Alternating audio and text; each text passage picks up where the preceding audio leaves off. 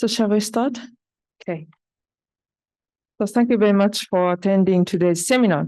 My name is Yoko Aoshima from the Slavic-Eurasian Research Center. I will be the moderator today.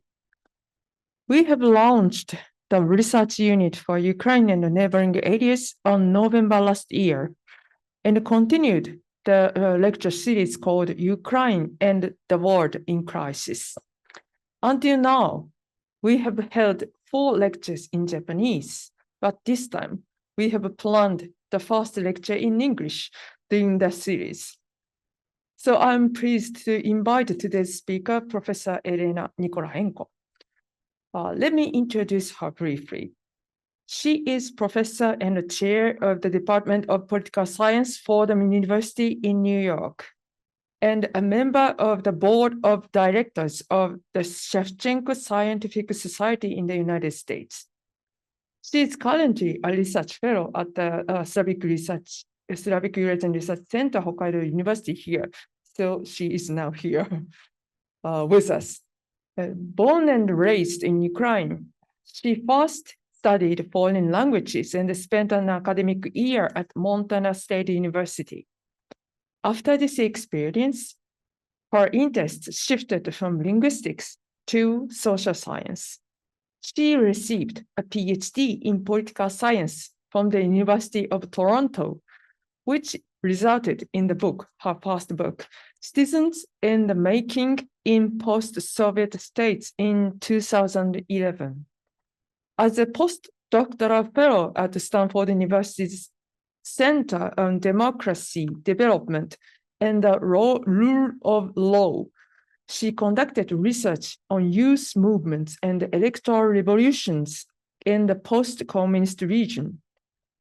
Her book in 2017, titled Youth Movements and Elections in Eastern Europe, draws on in-depth interviews with movement participants and fieldwork in Azerbaijan, Belarus, Georgia, Serbia, and Ukraine.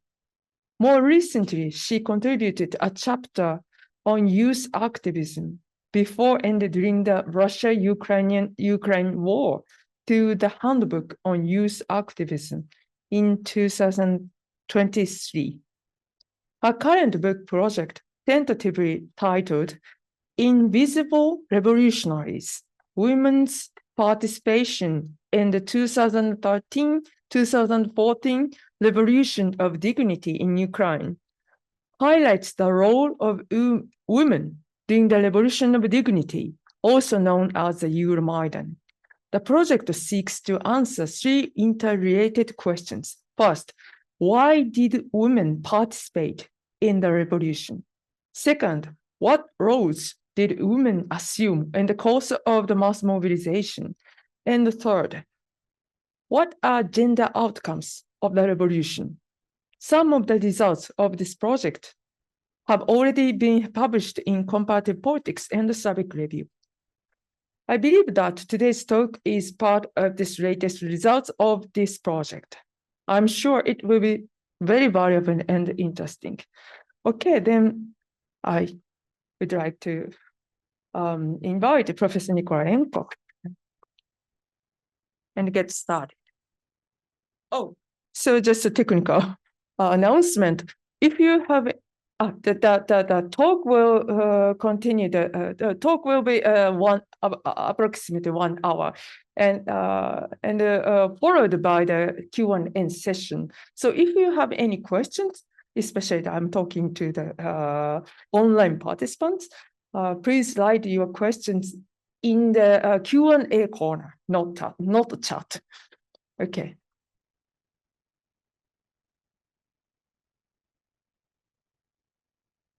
Thank you very much for your introduction.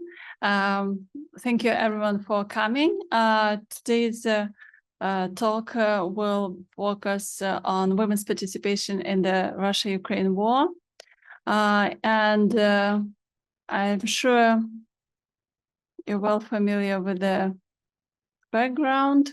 So I want to discuss in great detail But I just wanted to point out that the Russia-Ukraine war has been going on for the past decade, and it started in 2014 with the Russia's annexation of Crimea and then the occupation of parts of Donetsk and Luhansk oblasts.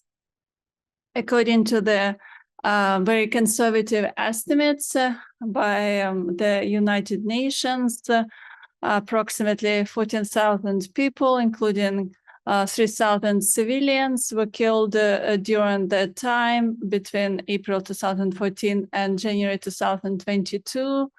And as a result of the conflict, approximately 1.5 million people were internally displaced.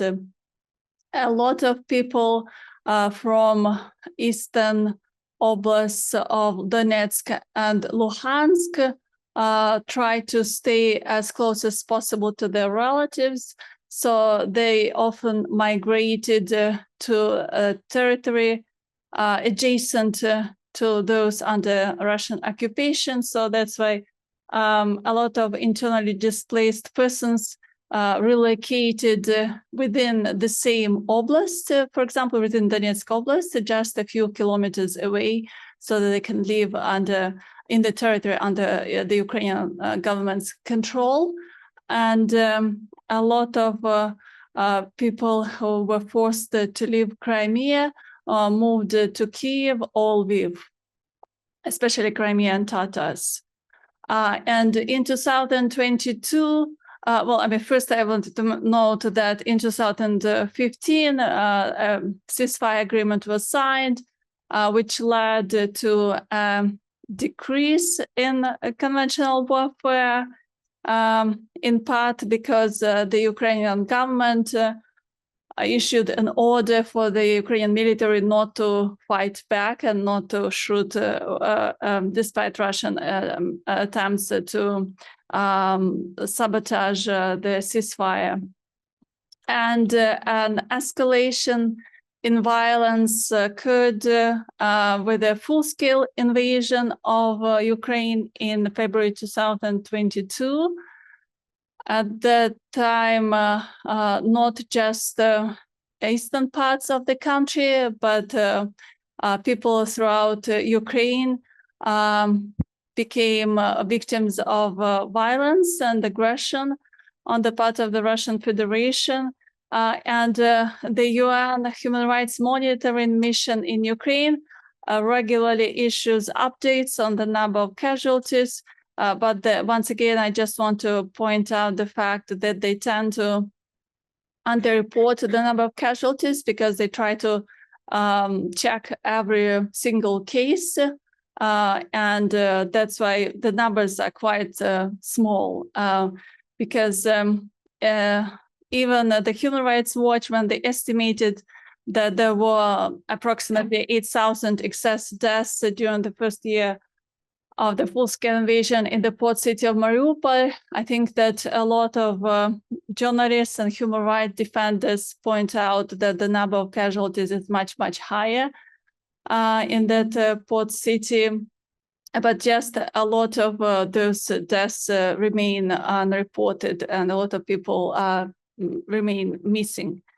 And another outcome of this war is that currently more than 19,000 children were forcibly taken from Ukraine and transported to Russia. And there are some efforts by the Ukrainian government in cooperation with some international organizations in an attempt to try and return those children, but it's very difficult to accomplish in the absence of Russia's cooperation.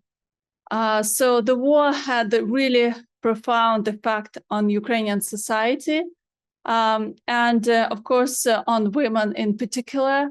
Women have been subject to sexual violence, especially in the territories under the Russian occupation, where there are numerous accounts how local residents were kept in some basements, and women were repeatedly raped by the Russian soldiers. At this time, according to the most recent estimates, there are more than 3.7 million internally displaced persons, and over 6 million refugees who left Ukraine and moved to other countries seeking refuge, especially during the first year of invasion. So according to the most recent statistics that are available by the UN agency, there are approximately 1 million Ukrainian refugees in Germany, and almost the same number in Poland. These two countries accepted the largest number of refugees, and the Czech Republic comes as a third with over 353,000. Japan also accepted refugees from Ukraine. I think in the Japanese they are referred to as evacuees. So there are approximately 2,500 evacuees from Ukraine currently in Japan. And in the mass media, women are often portrayed as victims of the war. And you can see on the slide just two illustrations, two, I think, very well-known cases of women as civilian women as casualties of the war. In March 2022, the Russian military destroyed a maternity hospital in Mariupol, where there were a lot of women, especially pregnant women, and many of them were killed. And some of them later were kind of forced to go to Russia, because that was kind of the only way out of the besieged city if they wanted to physically survive. And another image that you can see is a portrait of Victoria Amelina. She was 37-year-old writer who also volunteered and tried to collect eyewitness accounts of war crimes committed by Russian soldiers. So during a visit to the city of Kramatorsk with a Colombian writer and Colombian diplomat, the cafe was shelled, and she died as a result of injuries. And stories like this are, abundant. These are just a few examples of how much this war affects women and families in Ukraine in a profound way. But the war also provides an opportunity for the contestation of dominant gender norms. And in general, it's often assumed that war is a man's domain, and women are not well fit to fight in the war. Furthermore, in recent years, there has been a lot of research in political science literature on nonviolent action, suggesting that women are more prone to embrace nonviolent methods of resistance, and women tend to favor pacifism compared to men. Another strand of research kind of challenges the idea that women are not receptive to the use of violent radical tactics. And some research on the women's engagement in armed conflicts, guerrilla movements, or some terrorist organizations kind of challenges this assumption. And furthermore, there are a lot of feminist scholars in particular who are trying to challenge the idea that women lack any agency, that they're just victims of violence without any voice. And women can play multiple roles during a war, and they're not just victims, but also they are active participants in warfare. In 2022, in the Marxist journal Spectra, there appeared a manifesto titled Feminist Resistance Against War, not the one that you can see on the screen, another one. And in that manifesto, some Western feminists rejected the idea of giving more weapons to Ukraine. Basically, they suggested that Western governments should not provide weapons for Ukraine to stop the war.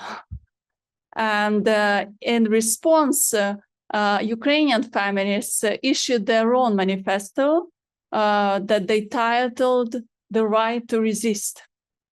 And in that manifesto, they pointed out that feminists in the West or in other parts of the world should draw a distinction between violence as a means of oppression and violence as a means of self-defense.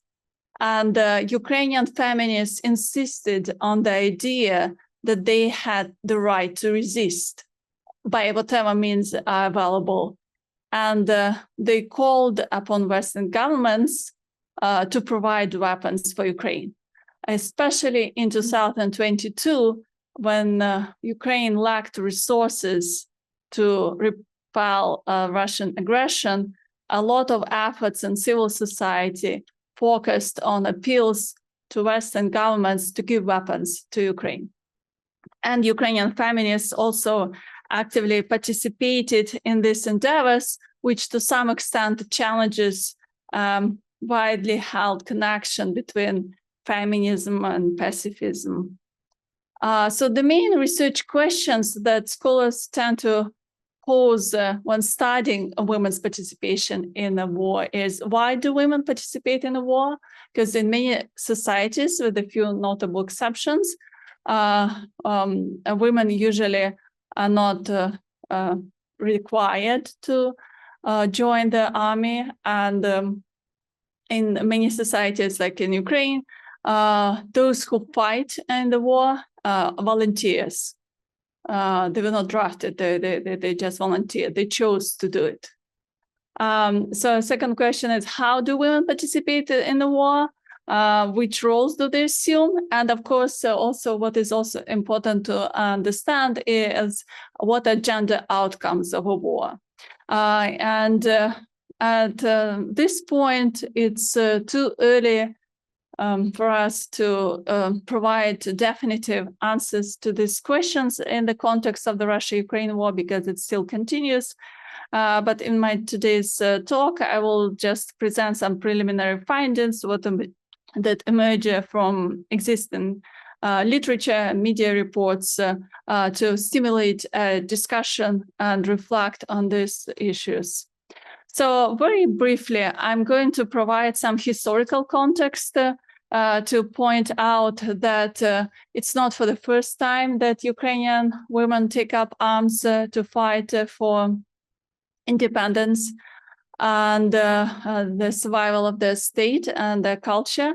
And I will also put women's participation in the Russia-Ukraine war in the context of women's activism during the Revolution of Dignity that immediately preceded Russia's invasion, and point out multiple forms of women's engagement on the war, on the front lines, on the home front, and also outside the boundaries, the territorial boundaries of Ukraine.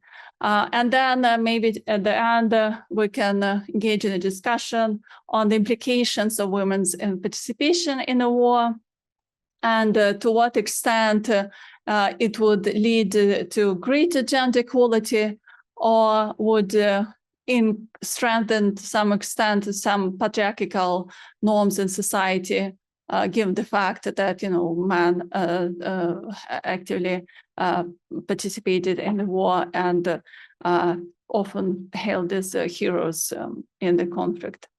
I just also want to note that since the war has been going on for the past 10 years, there is already plenty of empirical material that can be analyzed, especially on the first kind of phase of the war between 2014 and 2022.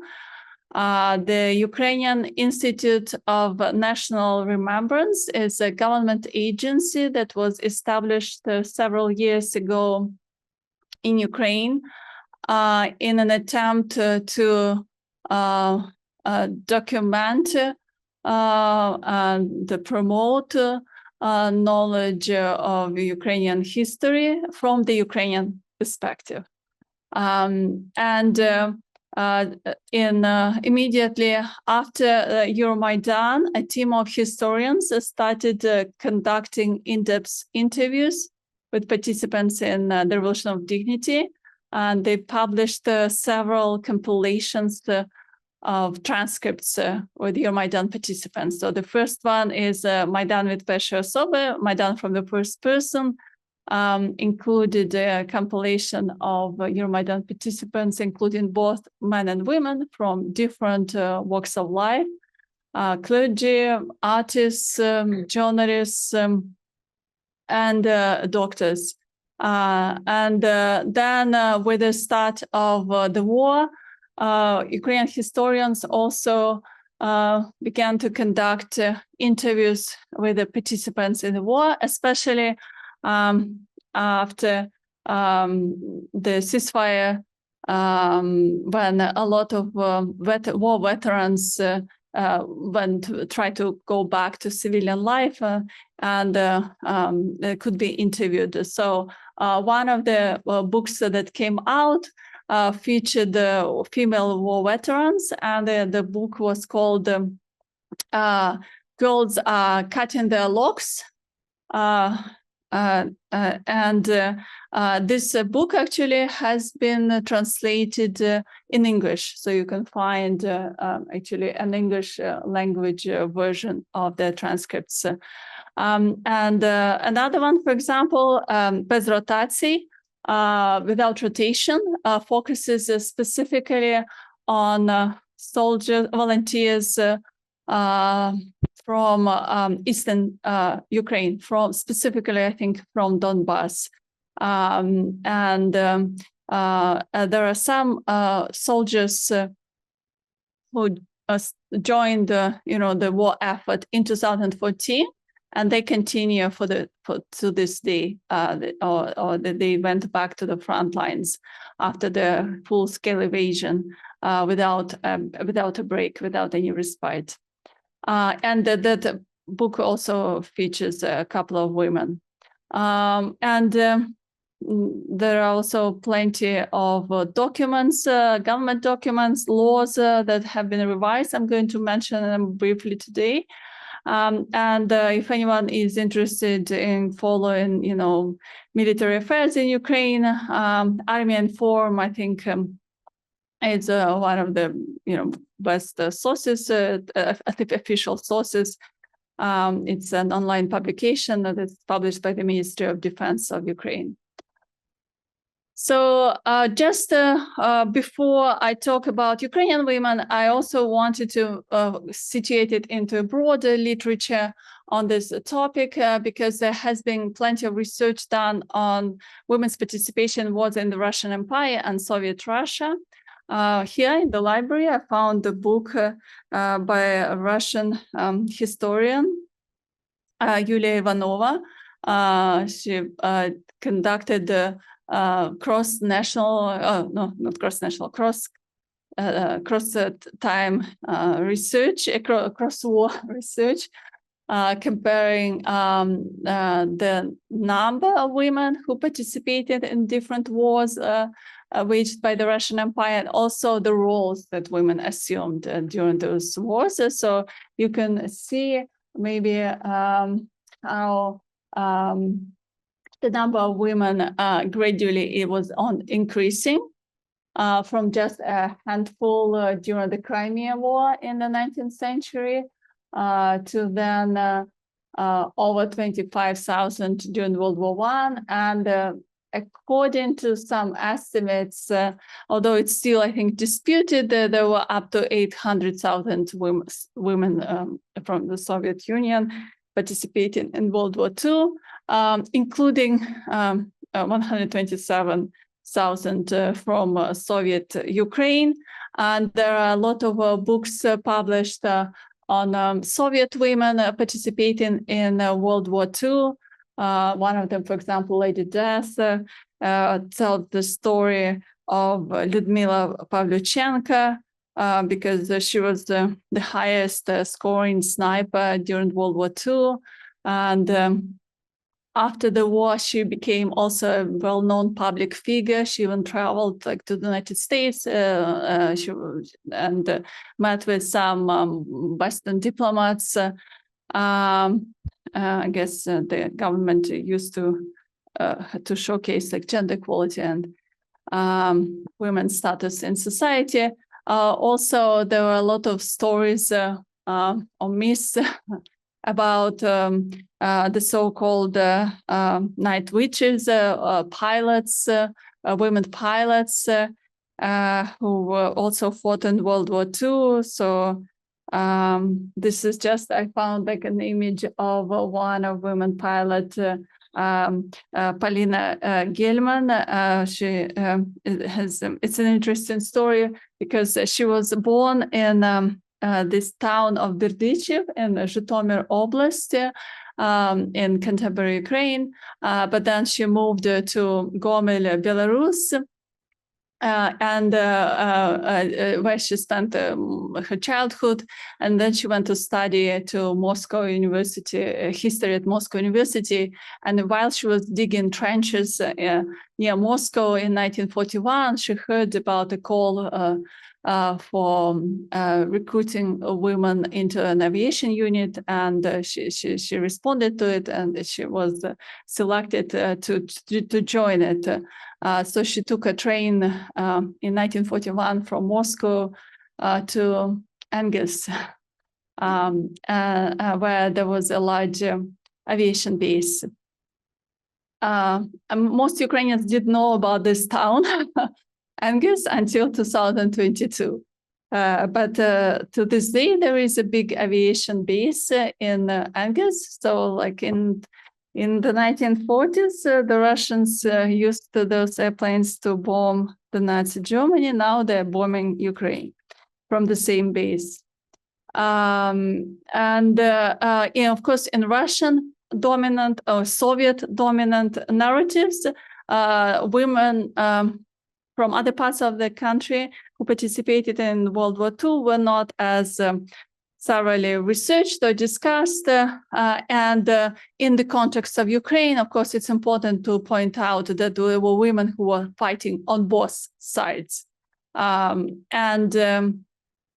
first case, I think well-known case of Ukrainian women's involvement in the World War dates back to the early 20th century when the Ukrainians pressed for the creation of the Legion of Ukrainian Siege Riflemen within the Austro-Hungarian army, and a women's platoon emerged within that unit. So one of the women who was active, who played the leading role in the women's platoon was Olena Stepanev. And you can see a clipping from a newspaper, from a Russian newspaper, where she was featured in the front. She was captured in 1915. She spent 2 years in Tashkent, imprisoned, but then in April 1917, she was released. So she went back to Khalichina. And then she fought in the 1919 Ukrainian-Polish War, moved to Vienna, studied there, received some education, and came back to Lviv. And then in 1949, she was arrested and spent many years in a Mordovia labor camp. So the women during World War II from different parts of Ukraine either fought in the Red Army or joined the organization of Ukrainian nationalists and participated in the struggle for independence, fighting against the Nazis or with the Nazis at some point, and against the communist regime. One of the we earlier talked about a little bit about the international friendship within the Soviet Union, but of course for many Ukrainians didn't see it this way, and this is just one of the, I think, well-known paintings by our own member Nil Khasevich, who was assassinated shortly a few years later after he painted this poster and some other material. This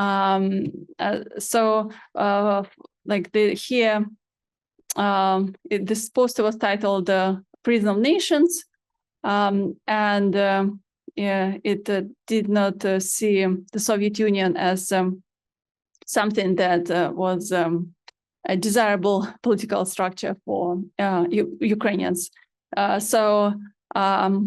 Between the 1950s, when by and large, by the late 1950s, the Stalin regime crushed the underground resistance movement, and 1991, when the Soviet Union eventually collapsed, Ukrainians engaged in nonviolent methods of resistance.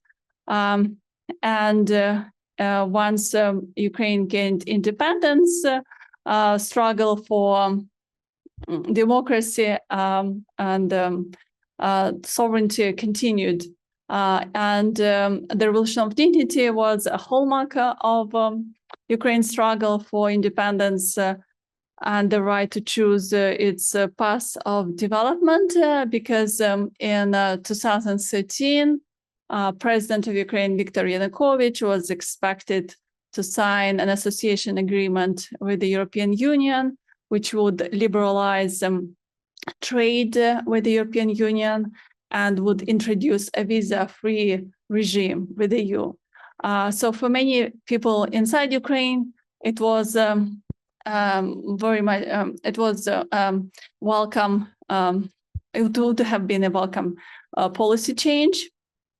But under a lot of pressure, he abruptly changed his mind and announced that Ukraine would not join the EU, would not sign the association agreement at that point, which caused public outrage, especially among the middle class and university students.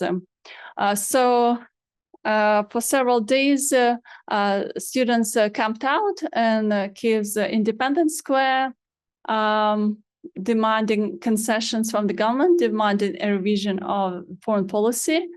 And then the ruling elite decided to remove the tent city by assaulting participants in this protest campaign. So it caused even more public outrage within Ukrainian society. And that's when Euromaidan was transformed into the Revolution of Dignity, because those protests were no longer about foreign policy. It was about the way in which the government treated ordinary citizens and disregarded their basic political rights and civil liberties. So drawing on data, oral history data from collected by the Ukrainian Institute of National Memory, I tried to identify various reasons for women's participation in Euromaidan. and also different domains in which women were active. It's often assumed that women protest, for example, because of their maternal identity. And indeed, there were some women who mentioned the fact that they took to the streets because they were concerned about the future of their children. And they wanted, of course, a better quality of life for them. But there were many others who, for example, joined the protest movement because of the professional qualifications. In particular, doctors and nurses volunteered in underground hospitals and medical stations inside the encampment or in the adjacent areas because the government, the police tried to arrest injured protesters or denied them proper health care. And lawyers also were very active, trying to document violations of human rights and provide pro bono legal aid for protesters. And it's also important to note that women were not just making sandwiches for male revolutionaries or fixing tea with lemon, which is a very popular drink at that time when it was really cold outside. But they also were engaged in a number of different civic initiatives. Women did a lot of crowdsourcing. So they were not physically present on Maidan in the center of the city. They were sitting somewhere behind their laptops, calling or sending emails or texting, posting to try and raise funds or during an escalation of police violence to collect, to find some medical equipment, medical instruments, like surgical instruments, for example, or some medicine that was not available over the counter that was critical for surgeons to operate. Women artists, for example, were actively involved in producing the culture of resistance. One of the initiatives was, for example, shield painting, where they would paint shields, wooden shields of protesters or their hard hats. And there was another initiative organizing public lectures inside the encampment so that there would be some intellectual discussion of Ukraine's future and its ideals. So women were actively involved at that time, and that's why one of the outcomes of the Revolution of Dignity became and increased awareness of their political identity, the Ukrainian identity, and also the subsequent engagement in the war effort, where they basically tapped into the social networks that they developed on Maidan to continue with the crowdsourcing, to continue with the provision of urgent medical care on the front lines. And before the full-scale invasion, even before Russia's annexation of Crimea, even the number of women actually in the armed forces of Ukraine was on the decline. It was not, frankly speaking, very prestigious, like just like the 2000s or in the 1990s to join the army. The number of service women has begun to increase only in response to external threat. And it went up from approximately 16,000 in 2013 to over 32,000 in 2021. So it almost doubled within the 10-year period. And according to some estimates, in January 2024, there were 45,000 service women in the armed forces of Ukraine. And I just want to stress that this is just a service women, військовослужбовці. In addition, of course, there were some women who served in civilian positions. So that's why you might sometimes encounter numbers that are higher, because they report not just service women, but also those who served in other positions. But they were not, they were working for the military, but they were not in the military. Yeah. And just to give you some statistics, so that you can have some idea of like women behind those numbers. I just wanted to share a few stories. Adriana Arechta-Sustak is a well-known figure in Ukrainian society. She is currently one of the leaders and was one of the founders of the Ukrainian female veteran movement.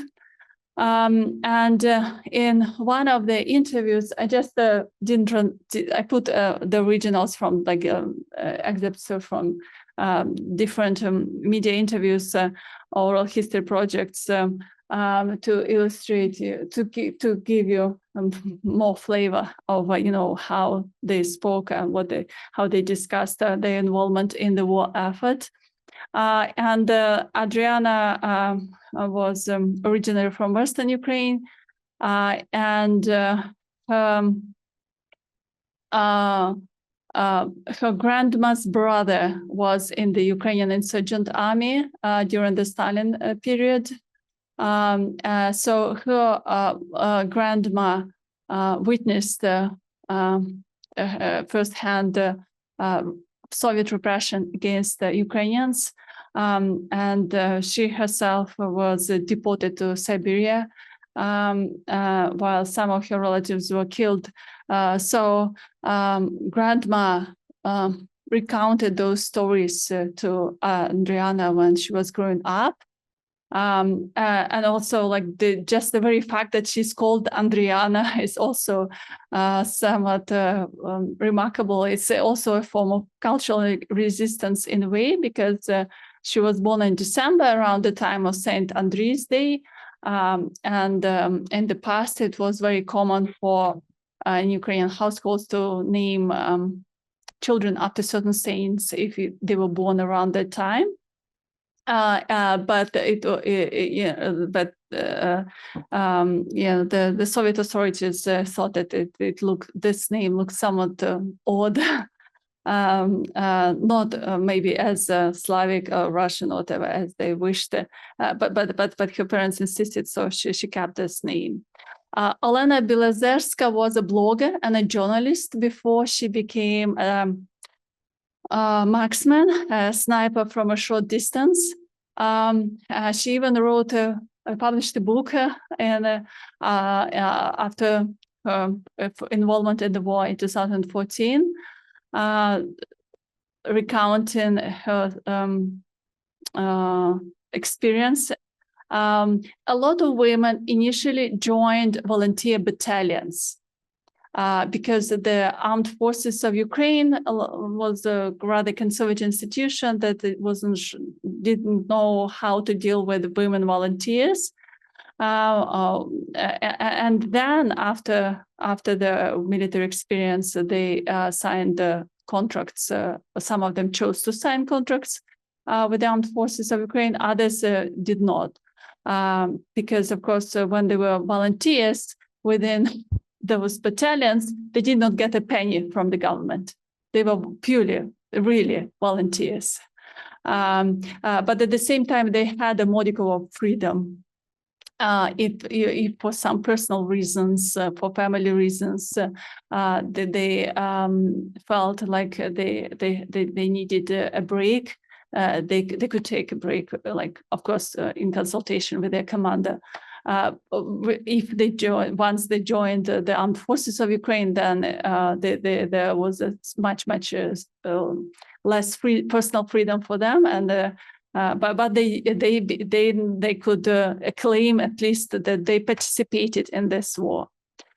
Yulia Filipovich is another woman who also was involved in Euromaidan I think she was just 17 at that time, and she wanted to volunteer to fight against the Russian aggression in 2014, and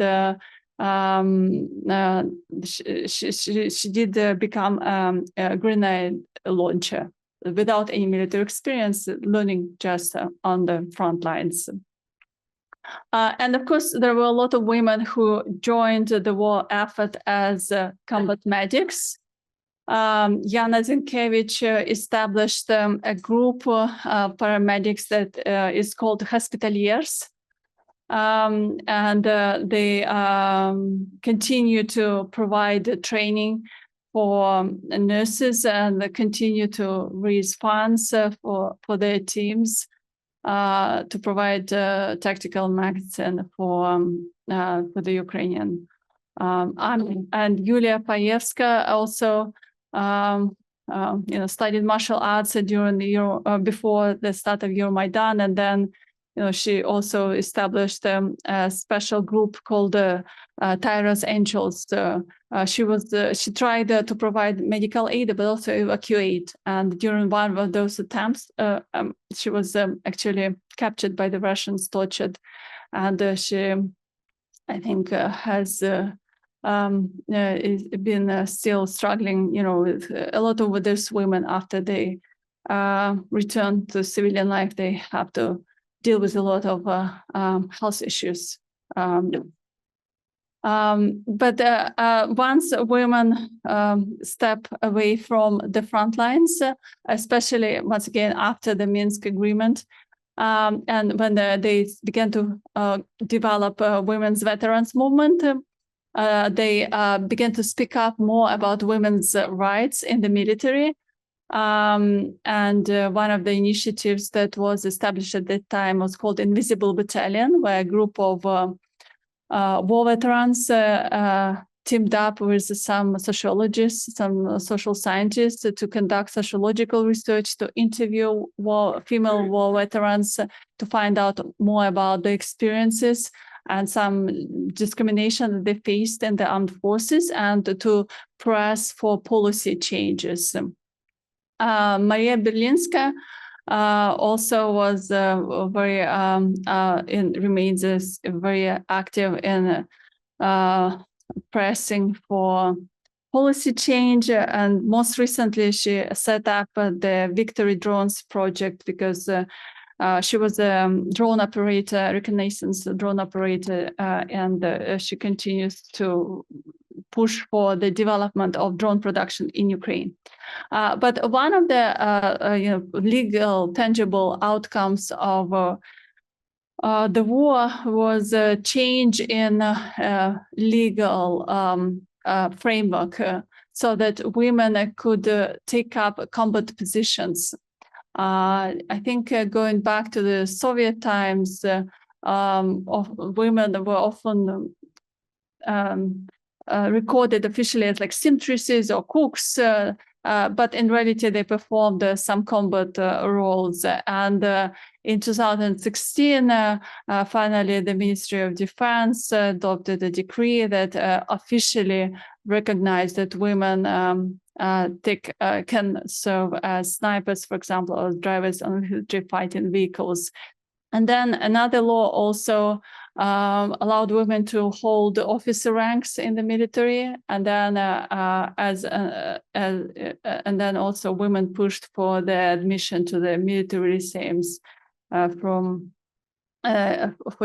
female teens. So gradually there were some attempts to bring more gender equality in the military.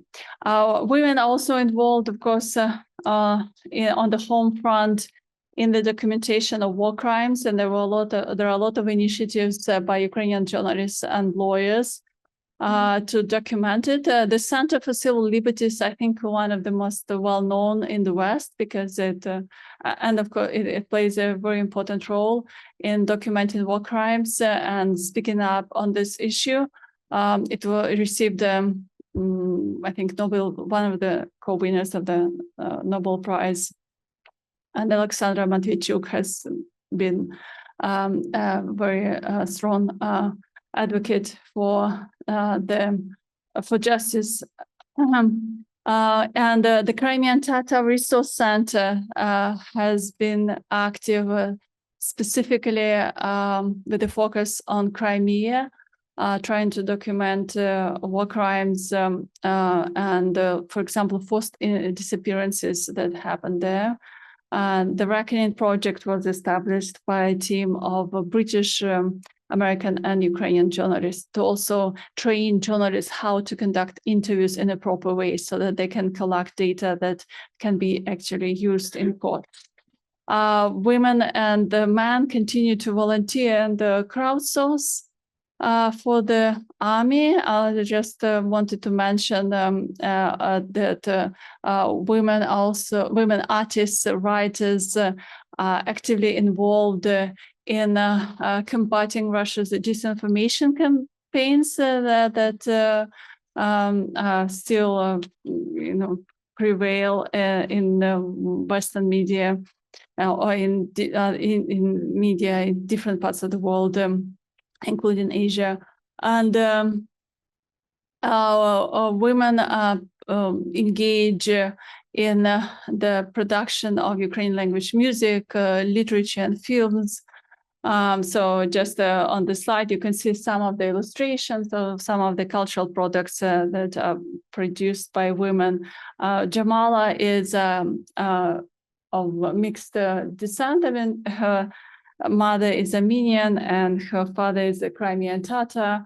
And she won the Eurovision singing contest in 2016 with the song 1944, which of course, reminded everyone about the forced deportation of Crimean Tatars from Crimea in that year. And most recently, she produced a collection of songs in the Crimean Tatar language, Kirim.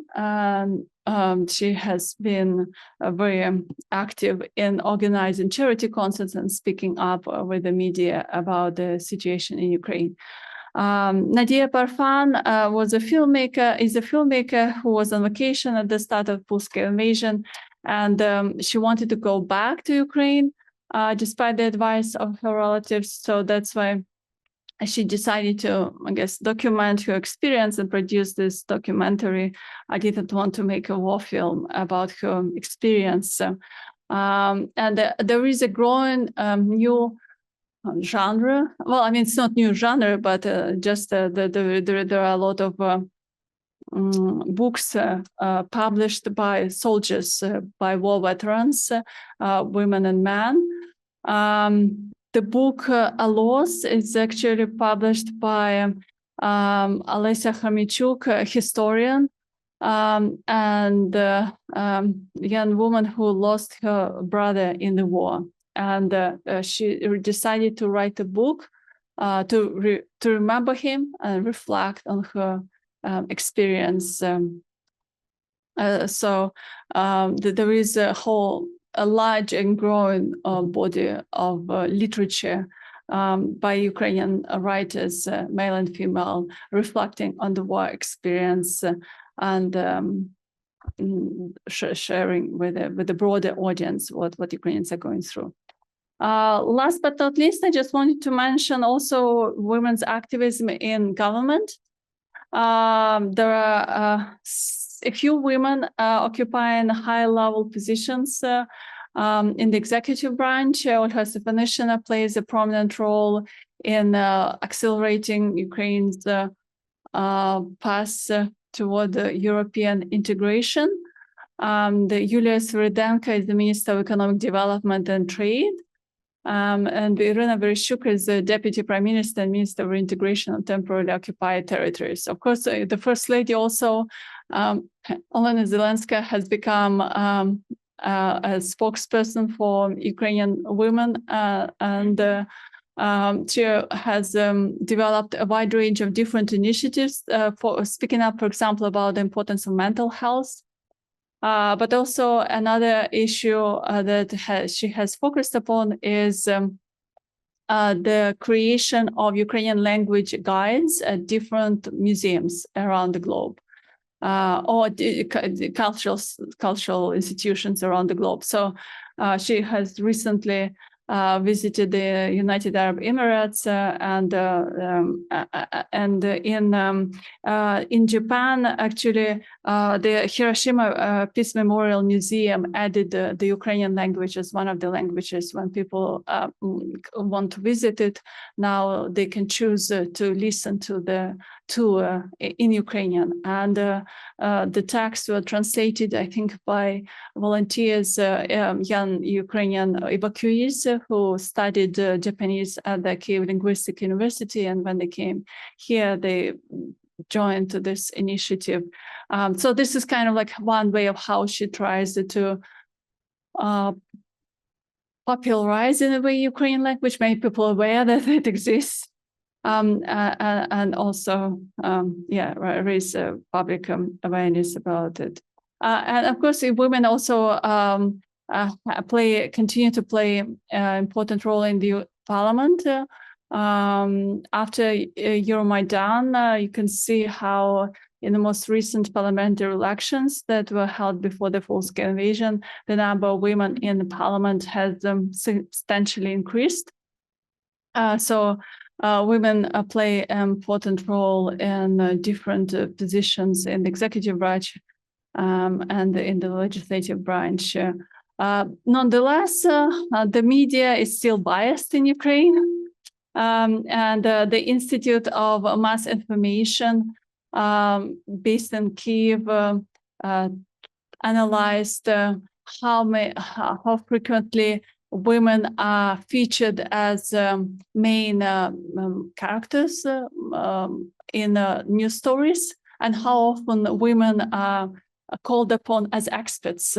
So this pink line says, well, the percentage of news stories that uses women as experts.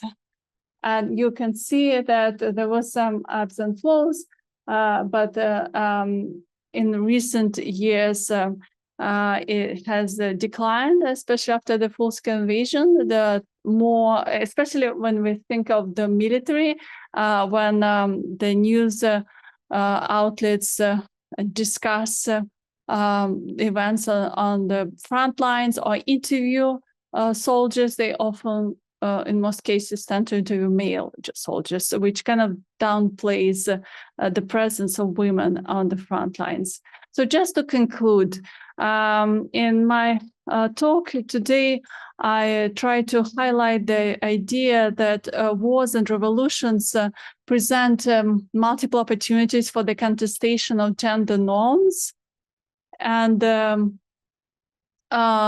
civic duty is often emerges as a catalyst for women's activism, and actually a lot of women soldiers, for example, pointed out how they were really highly motivated to perform well, because they knew that there was a lot of skepticism about their ability to fight on an equal footing with men, so they try to outperform them, or at least perform as well as male soldiers. So they were in many cases, they were really very highly motivated, much more than, for example, some men who were just drafted and had to go to the front lines. And women participate in the war effort in multiple ways, on the front lines, but also on the home front, crowdsourcing for the army, providing assistance for internally displaced persons, or on the cultural front, trying to combat the legacies of Russification and cultivate the development and the preservation of Ukrainian culture and heritage. And it's important to also consider the consequences of this war for gender equality, and to include the women in the in the peace process, and also in the post-war reconstruction processes. Thank you.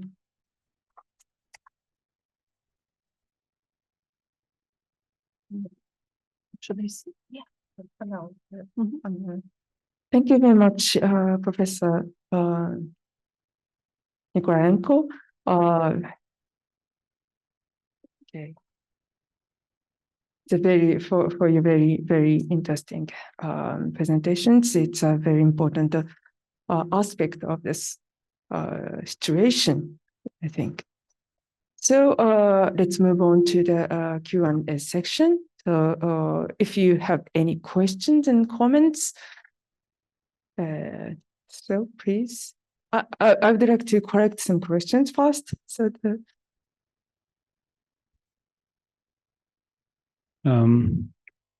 thank you for this presentation, which was very interesting to recount many key events and developments.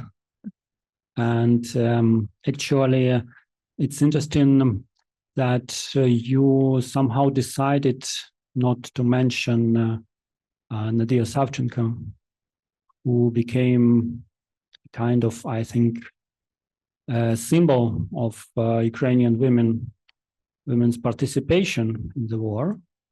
And here we come also to another problem, that how harmonic was all this. So whether Putin came to a harmonic society and a strong state and simply attacked it, or there were some problems there. And here is also where the case of Nadia Savchenko can be very interesting to discuss, because actually first she was a symbol. She was very much celebrated, as much as I can judge back then.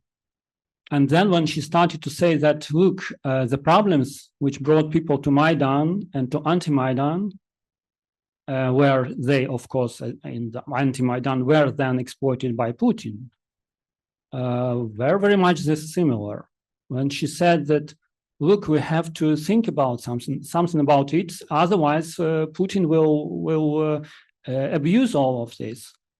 And then she suddenly becomes something like a bad person, and somebody who sat really in a terrible Russian prison for so long and was in danger, in life danger there in Voronezh. Then she finds herself, despite being a deputy of Verkhovna Rada, in Ukrainian prison for some time. Of course, she was then released, and actually she never was sentenced to something, as far as I know. Maybe I'm wrong. So I think that the case of Nadia Savchenko shows something that is the problem about Ukrainian politics. I completely understand when it is so painful for many to speak about it. And I will also go on record to say very explicitly that I completely, without any reservations, say that I support the Ukraine in the borders of 1991, and the Crimea is Ukrainian, of course. But the problem is how all of this became possible. And all of this became possible because maybe everything was not so harmonious and not so one-dimensional, so to say.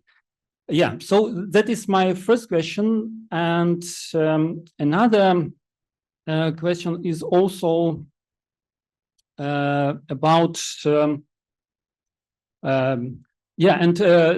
another also additional point here, that actually what happened with Maidan, with all due regard and respect for people who protested, after all, there was an elected government, and it means somebody elected this government.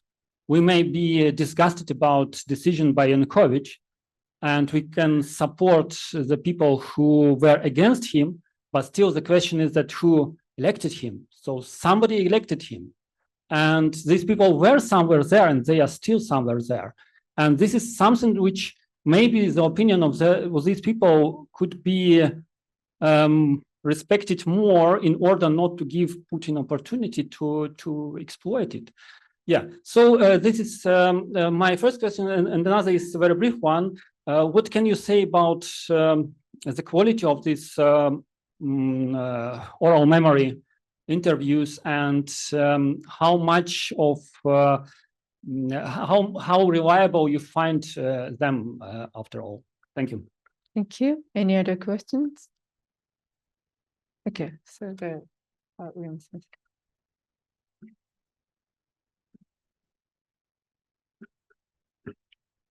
Thank you very much for very interesting indeed presentation. My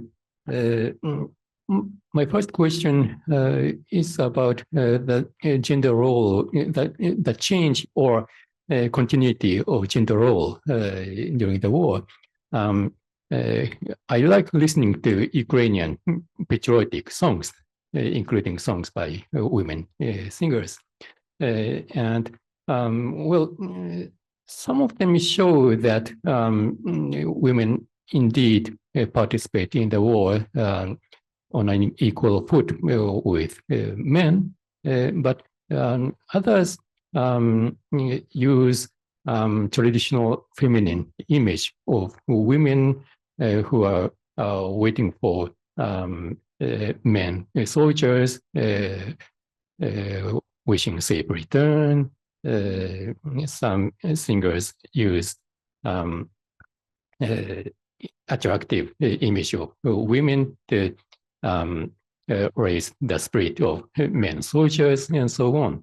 Is there any contradiction or friction between the new gender role and the traditional older one? And my second question is about the role or position of LGBTQs in the war. Ukraine, as a Europeanizing country, much better respects LGBTQ rights than Russia. But what is the actual position of LGBTQs? I heard that there are LGBTQ groups in the Ukrainian army, but I don't know details. So I would like to hear more about them.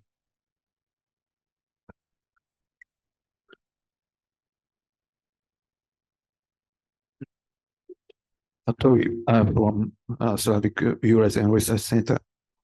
Olena-san, as you may know, just the other day,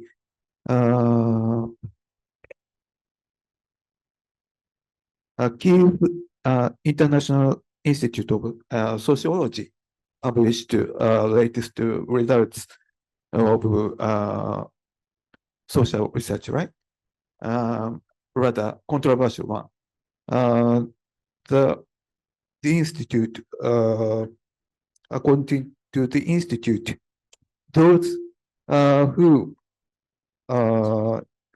in order to achieve peace and preserve independence as soon as possible, Ukraine can give up some of its territories. Those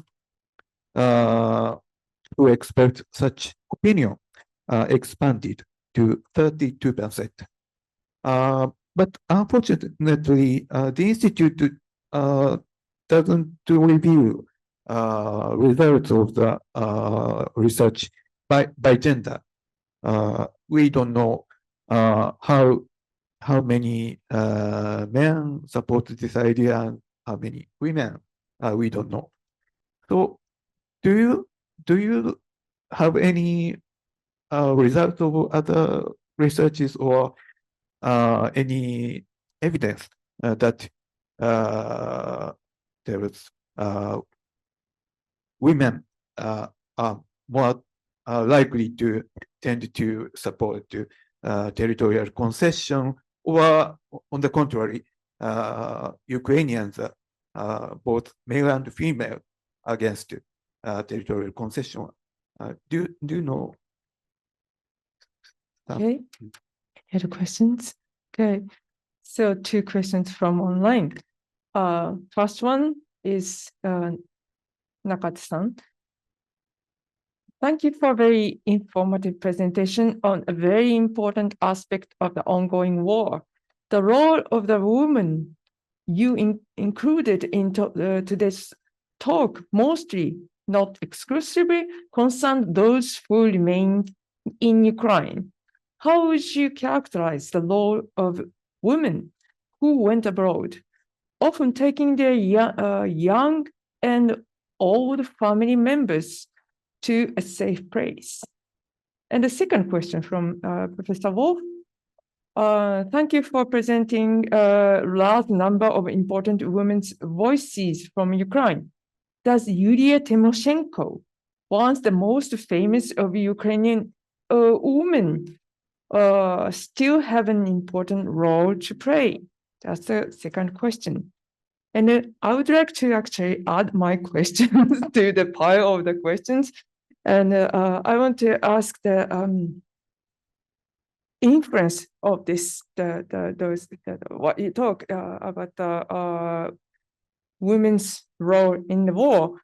How does it influence on the family value, family traditional value? Because the in the global world now, the family value is becoming the mode among the very conservative society, and does Ukraine change this mode or follow this mode? That's my question. So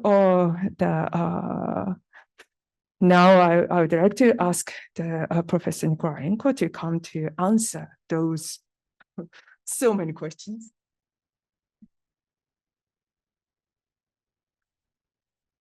Okay, thank you. Thank you very much for all your questions. A lot of provocative questions. I'll try to answer them to the best of my ability. Maybe I'll start with the online questions. First, about women abroad. Thank you for bringing it up because I kind of wrapped up my discussion at the end with women's activism on the Homefront and didn't talk much about women abroad. So thank you for giving me an opportunity to discuss it. I think that there is some research, for example, on Holocaust survivors, where they consider that exit, like immigration or fleeing the country, as a form of resistance. Yeah, because when the nation is under the threat of being annihilated, killed, it's important to preserve the nation, to resist these efforts, and that's why migration is also can be seen as a form of resistance. And a lot of, I think, research indicates that more than 80% of refugees from Ukraine are women, mostly women with children. And some of them engage in a cultural diplomacy, what we would say abroad. I think that there are a lot of stories of women trying to learn a new culture in a host society and also share their own culture. I know, for example, that next month in Hokkaido, there will be a World Music and Dance Festival. And one of the performers at that festival will be a Ukrainian woman performing traditional folk songs on bandura. So I think this is just one example of how women are trying to resist Russian propaganda that try to emphasize that there are no cultural differences between Ukraine, or Ukrainian culture doesn't exist, or Ukrainian language doesn't exist. So they're trying to engage in this in the cultural initiatives. I think that there are some women who are trying to find a job and provide for the family members, their relatives who stayed behind to the extent they can, or donate for the armed forces of Ukraine to support the war effort. So there are a lot of different ways in which women abroad try to remain active.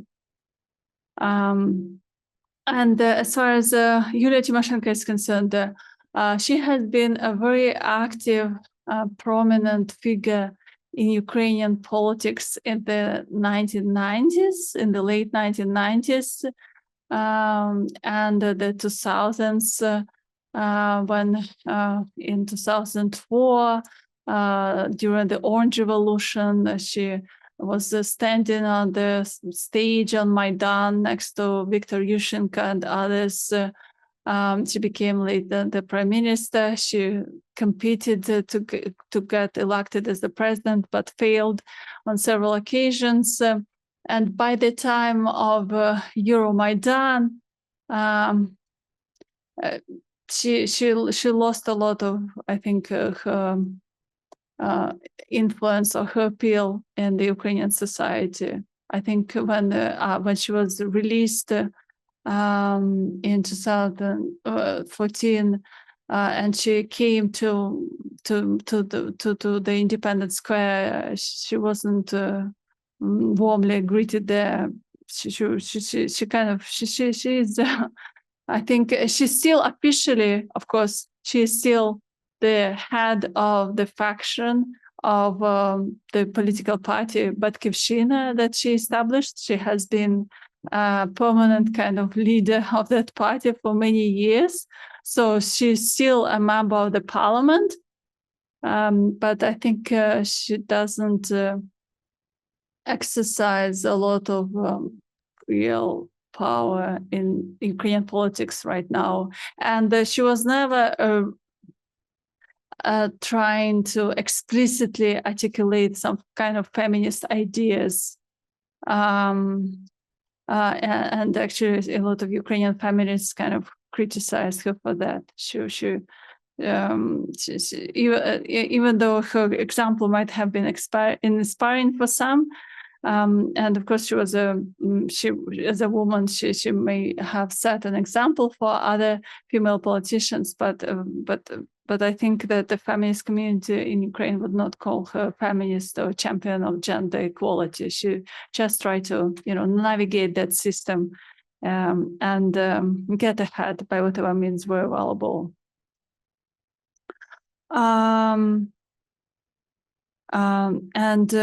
Okay, I'll just answer the other questions in the order that I received them.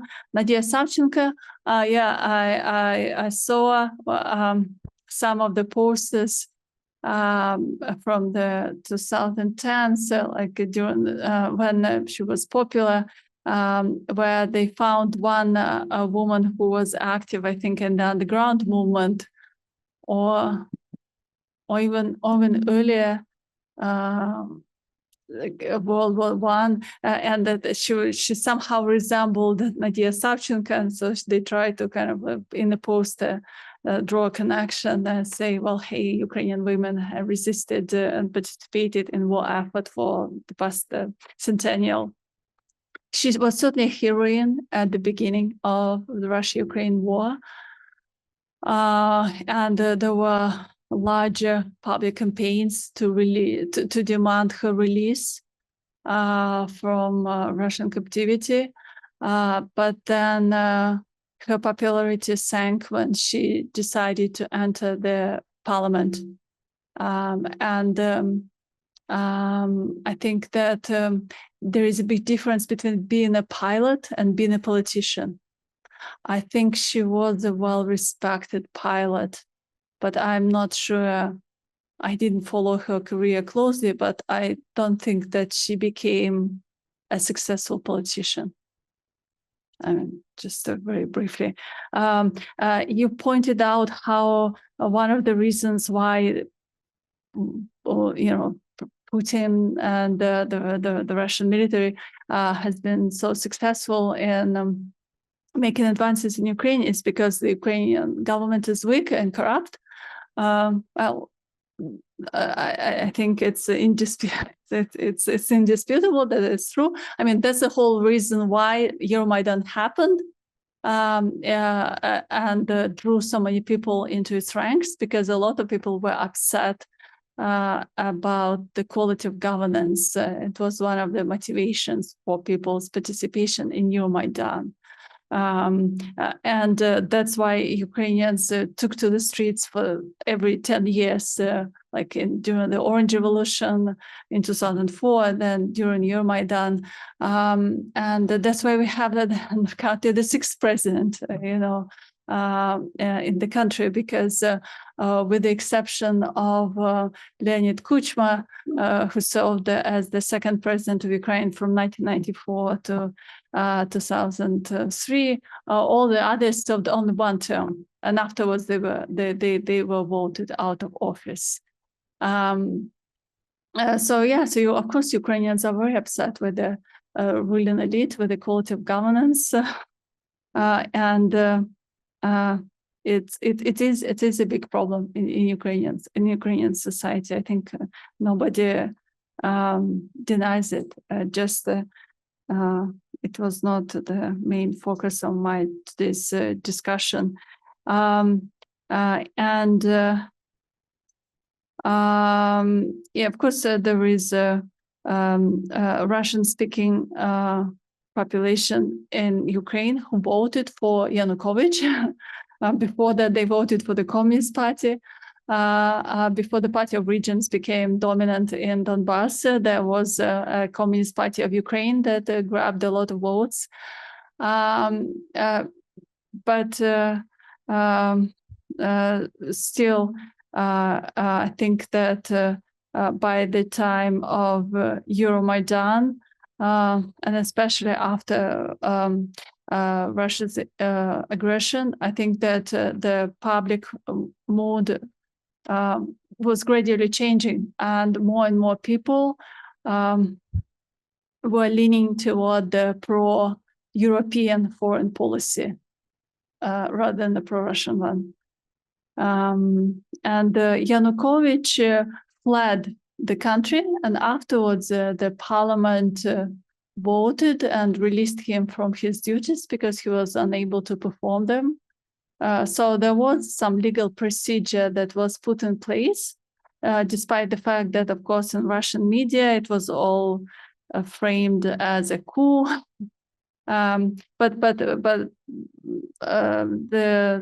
Ukrainian parliamentarians did try to follow certain procedure to try and make sure that everything happens in a more or less transparent manner. Afterwards, there was a period when there was an interim president, and then the new competitive elections. How reliable are oral history data?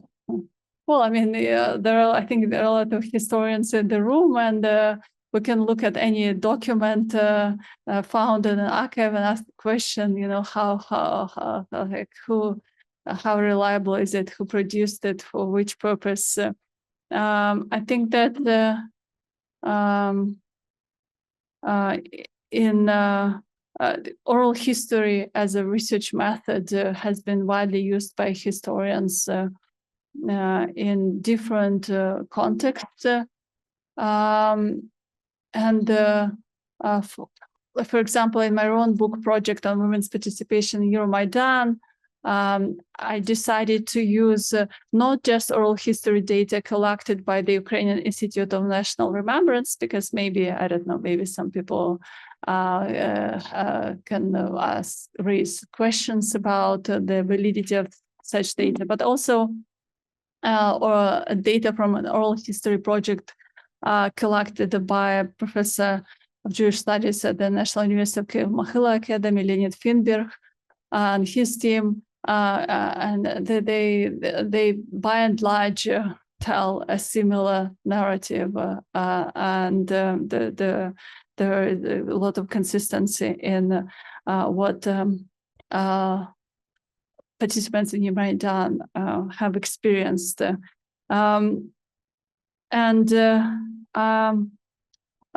These women, if you read the interviews, for example, war veterans are quite critical of the military, of the government. I mean, they openly say that they joined the volunteer battalions because the Ministry of Defense was not receptive to having women in the military.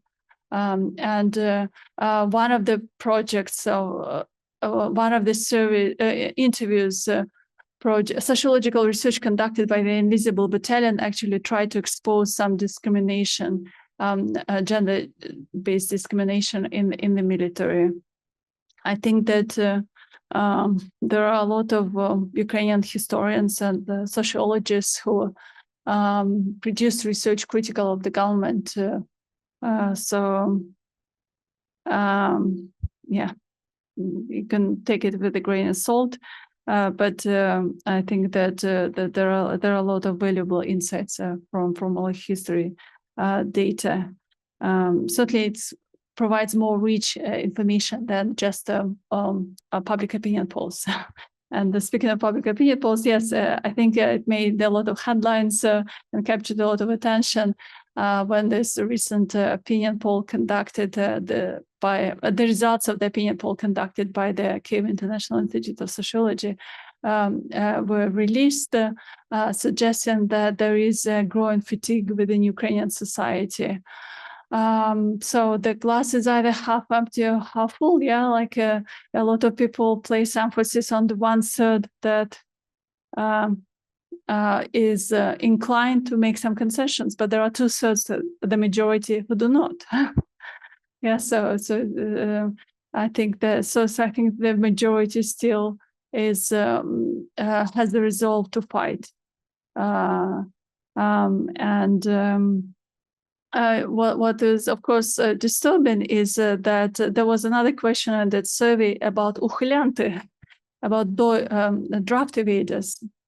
And what is troublesome is that there is a significant percentage of Ukrainians who don't think that is shameful to evade draft.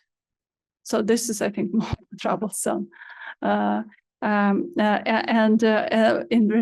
as far as that question is concerned, I saw that they reported that there were some actually age differences, that younger people are less ashamed to avoid the draft, obviously because they are most likely to be drafted.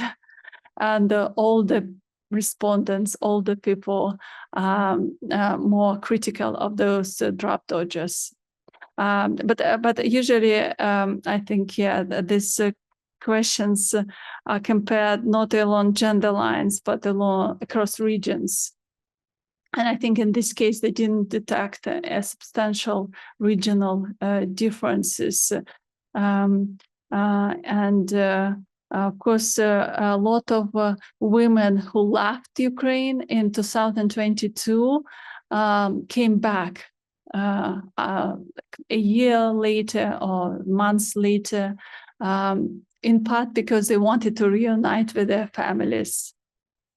Because in accordance with the law, women could leave, but men were expected to stay in case they would be mobilized to fight. So the long-term effects of the war on family values or family structure have yet to be analyzed. But the war does provide opportunity or force people to renegotiate some gender norms. For example, there were some women who participated in the war while their men stayed behind. Like in the earlier period, in 2014, 2015, I remember reading an interview with one of the women soldiers who served in the volunteer battalion. So she's shot, and her husband stayed at home. So which is like the reverse. What would you expect? So there were some cases like this where the roles flip. Of course, in many cases nowadays, when we think of women who are abroad, the role of the wage earner flipped, yeah? Because if women went abroad and were able to find a job, they could save up some money and send back to their husband or the relatives back in Ukraine, because there are fewer job opportunities in Ukraine, like for men to make make a living. Popular songs, I think, I think that there are different, I mean, in my research on women's participation in Euromaidan, but also women's participation in the war, you could see how women assume multiple roles. And I think that's because women as a group are not homogeneous. Yeah, there are different types of women. So there are some women who are feminists, and there are some women who are comfortable performing some somewhat traditional roles, being just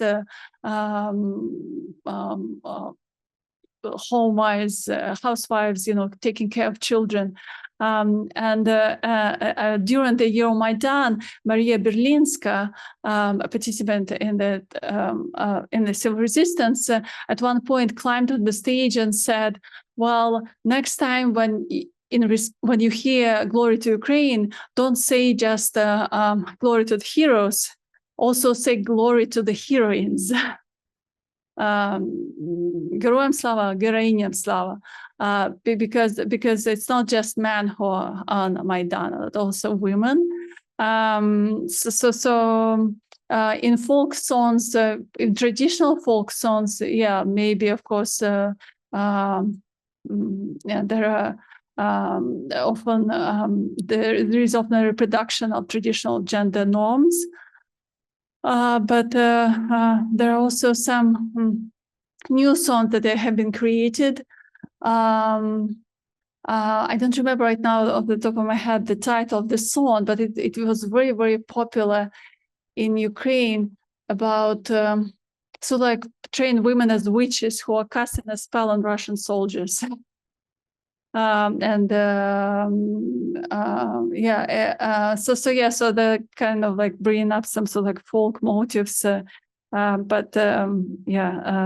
trying to suggest that women can play a role in a war in a different way. I think that the last question just about LGBTQ groups. I mean, today I just discussed women as a sort of like biological kind of group, but of course, if we talk about gender more broadly, there is, I think, a vibrant LGBTQ community in Ukraine. Ukraine has problems, and Kiev Pride parade happened with a heavy presence of the police before Euromaidan, for example. But relatively speaking, compared to Russia, Ukraine provides a more kind of hospitable climate for LGBTQ activism. And there were some LGBTQ activists who fought in the war and who publicly came out and indicated that if we're fighting in the war, you need to respect our identity. And I think that they're trying to follow the example of LGBTQ groups in other countries, claiming that they need to get more recognition. There were. If you're really interested, I can send you a link. There was even a documentary made, I think, with the help of some Canadian filmmakers about LGBTQ soldiers in Ukraine. Okay, I think we're almost out of time, so that's I stop here. But thank you very much for all your questions.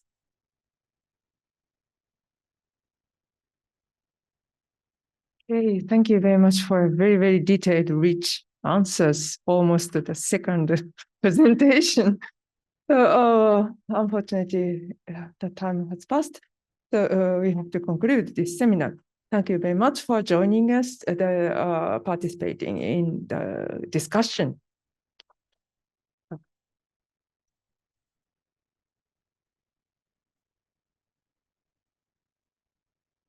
Okay, thank you very much. I'm closing this window.